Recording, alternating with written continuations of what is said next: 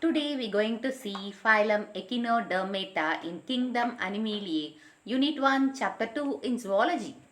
So in previous class we had seen the molluscan and now we are going to see phylum Echinodermata. Echinos means spine and dermata is skin. In Greek, echinos means spiny and dermos means skin. So the animal possessing spiny skin comes under this phylum Echinodermata. And all are marine animals. Marine means they live in the salt water, the ocean water. And in this, the adults shows radial symmetry. Radial means the organism can cut at any plane and it gives two equal halves. So, but in larva, it is bilateral symmetry. So, it can cut at one plane and it will give two equal halves. Mesodermal endoskeletal of calcareous ossicles are seen. So, due to this calcareous ossicles are originated from mesodermal endoskeleton. The endoskeleton gives rise to the calcareous ossicle. Due to this, the skin is spiny and it comes under Echinodermata. It shows organ system level of organization. So this phylum shows organ system of organization.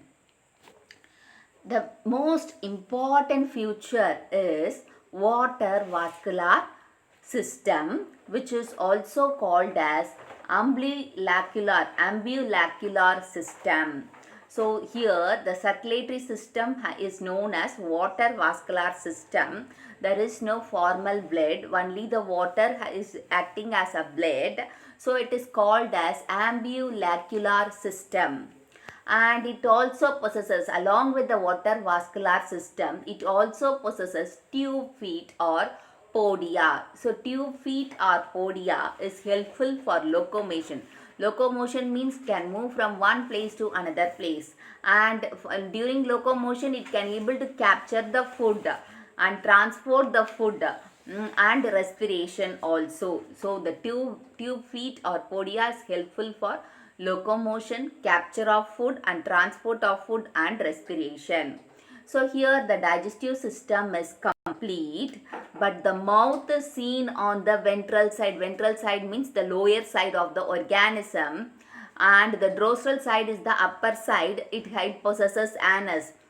So the starfish or any organisms of Echinodermata possesses mouth in the lower side of the body, that is the ventral side, and the anus, the waste material comes through the anus, that is seen on the upper side, means dorsal side of the body. Excretory system is completely absent in this phylum. A nervous system and sense organs are poorly developed. And circulatory system is open type. There is no formal heart and the blood vessels. Sexes are separate. So sexual reproduction takes place and fertilization is external. So outside the body the fertilization takes place, and the reproduction is sexual means production of gametes takes place. So development is internal, that is indirect. Internal is not. Development is indirect, that is the formation of larval stage is seen, and the larva is free swimming larva which possesses bilateral symmetry. Okay, most of the forms the larva is bilateral symmetry in this phylum, and some of the Echinodermata exhibits autotomy. Autotomy means self-cutting of the organs. So it can able to cut the organ and able to regenerate the organ. Example, starfish. So examples are Astrios, starfish or sea star, Echinus, sea urchin, Antedon, sea lily, Cucumaria, sea cucumber, and Ophiuria, brittle star. So these are the examples seen in this phylum. So you can see the starfish. The anus is seen here, and below side you can see the mouth region, and this is called the podia. The podia can cut, that is autotomy, and it can regenerate also in starfish, and this is brittle star. okay, brittle star, sea urchin and sea cucumber. So these are the examples of Echinodermata. Thank you for watching the video. If you like the video, give a thumbs up, share and subscribe to Science Easy Tech channel.